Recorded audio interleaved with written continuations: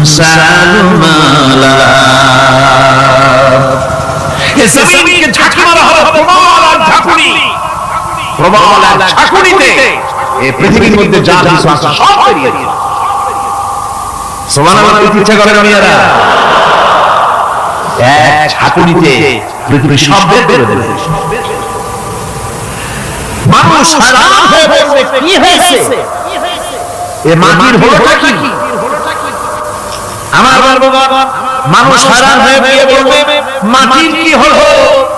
আল্লাহ রাব্বুল আলামিন বলেন ইয়াউমাইযিন তুহাদ্দিসু আখবারাহা বিআন্না রাব্বাকা আওহা লাহা। জমিন বলে যা ঘটেছে জমিনটা সব বের করে দেবে, সব প্রকাশ করে দেবে। আর এটা এই জন্য হবে যেহেতু তার রবের হুকুম হয়েছে, তার রব হুকুম করেছে বের করবে।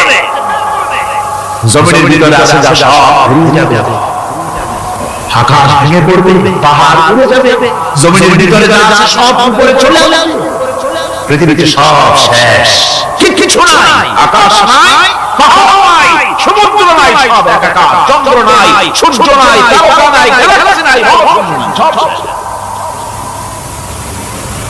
আল্লাহ রাব্বুল আলামিন সমস্ত ফেরেশতাদেরকে শেষ করে দিবেন, সকলের মওত হয়ে যাবে, কেউ আর থাকবে না, এমনকি হযরতে আজরাইল মালাকুল মওত তিনিও থাকবেন না, সব আল্লাহ রাব্বুল আলামিন মৃত্যু করে দিবেন। এরপরে আল্লাহ রাব্বুল আলামিন একা তিনি বলবেন ইয়া দুনিয়া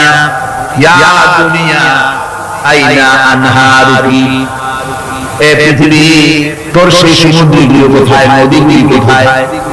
ইয়া দুনিয়া আইনা আশজারুকি, হে দুনিয়া তোমার গাছগুলি কোথায়? এত বন বনানী এত গাছ ছিল। ইয়া দুনিয়া আইনা জিবারুকি, হে পৃথিবী তোর জমিনে যত পাহাড় ছিল পাহাড়গুলি কই? যত স্বৈরাচার ছিল জমিনের উপরে, যারা স্বৈরাচারী মনোবৃত্তি নিয়ে মানুষ ধ্বংস করেছে, দেশ ধ্বংস করেছে, মায়ের বুক খালি করেছে, ওই স্বৈরাচারগুলি কই? কোনো জবাব নাই। আল্লাহ পাকের পরে বলবেন লিমানিল মুলকুল ইয়াউম, আজকে রাজত্বটা কার? আল্লাহ তিনবার আওয়াজ দিবে আজকে রাজত্ব কার? আল্লাহ পাক যখন তিনবার ধরে ডাক দিবেন কোনো জবাব নাই, কোনো জবাব নাই, কে জবাব দেবে? আল্লাহ রাব্বুল আলামিনের সামনে কার ক্ষমতা আছে কথা বলার? কেউ তো নাই, সব শেষ। আল্লাহ পাক বলবেন লিল্লাহিল ওয়াহিদুল কাহ্হার, হ্যাঁ পরাক্রমশালী আল্লাহ রাব্বুল আলামিনের রাজত্ব। সেই হাসরের মাঠে আমাদের সকলকে উপস্থিত হয়ে যেতে হবে।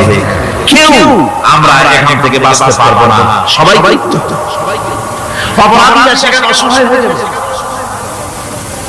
অপরাধীরা অসহায় হয়ে যাবে।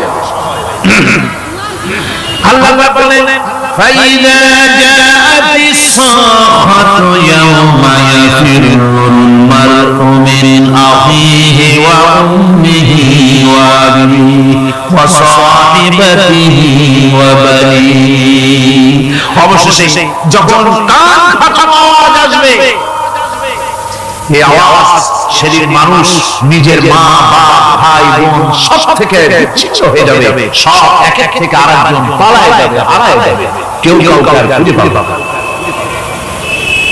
সেদিন ওই কিয়ামতের মাঠে বিভীষিকাময় দৃশ্য, মানুষ হয়রান হয়ে যাবে, মাথার এক হাত অথবা অর্ধমাইল অথবা এক বিগত এতটুকুর উপরে ওই প্রকার সূর্যটার তাপ আসবে, গুনাহগারের মাথা চাঁদি ভেজে গিয়া মগজগুলি গলে গলে নাক কান দিয়ে বের পড়তে লাগবে, জিহ্বাটা কুকুরের মতো ঝুলে নাভিস্থল পর্যন্ত পড়ে যাবে, মাটিটা সূর্যের উত্তাপে তামাত গরম হয়ে যাবে, সারা হাসর জুড়ে আওয়াজ হবে পানি পানি পানি, মানুষের হয়রান হয়ে যাবে।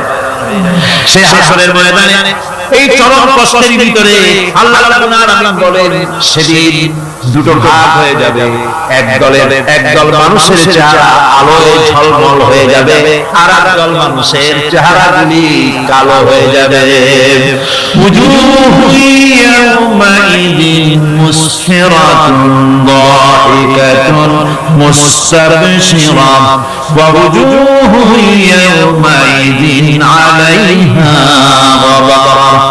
আল্লাহ তাআলা বলেন, এক শ্রেণীর মানুষের চেহারা হাস্যোজ্জ্বল ঝলমলে হয়ে যাবে, আর এক শ্রেণীর মানুষের চেহারাগুলি কালো হয়ে যাবে।